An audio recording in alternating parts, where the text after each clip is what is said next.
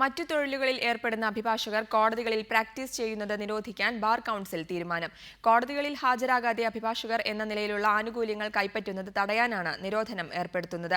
Bar council നിയമപ്രകാരമാണ് നടപടിയെന്ന് bar council chairman Joseph John അറിയിച്ചു.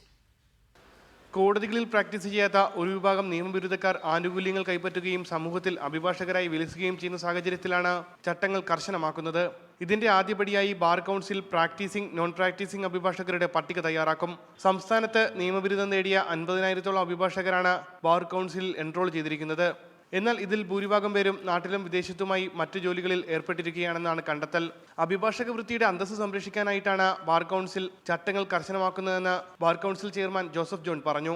Practising ലോയേഴ്സിൻ്റെ ലിസ്റ്റിലുള്ളവർക്ക് മാത്രമേ തെരഞ്ഞെടുപ്പുകളിൽ ബാർ അസോസിയേഷനുകളുടെ മെമ്പർഷിപ്പ് നിലനിർത്താൻ പറ്റുകയുള്ളൂ. അവർക്ക് മാത്രമേ ബാർ അസോസിയേഷൻ്റെ ഭാരവാഹികളെ തിരഞ്ഞെടുക്കുന്നതിനുള്ള ഇലക്ഷനിൽ പങ്കെടുക്കാൻ പറ്റുകയുള്ളൂ.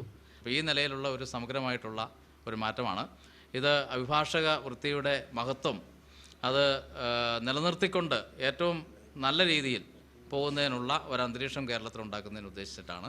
പ്രാക്ടീസ് ചെയ്യുന്ന അഭിഭാഷകരുടെ പട്ടിക കോടതിക്ക് കൈമാറുകയും കേസ് വാദിക്കാനുള്ള അവകാശം ഇവർക്ക് മാത്രമായി നിജപ്പെടുത്താനുമാണ് തീരുമാനം. കോടതികളിൽ കയറാറില്ലെങ്കിലും അഭിഭാഷകരുടെ ക്ഷേമനിധി ഉൾപ്പെടെയുള്ള ആനുകൂല്യങ്ങൾ ചിലർ കൈപ്പറ്റാറുണ്ട്.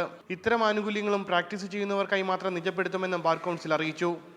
റിപ്പോർട്ടർ, കൊല്ലം.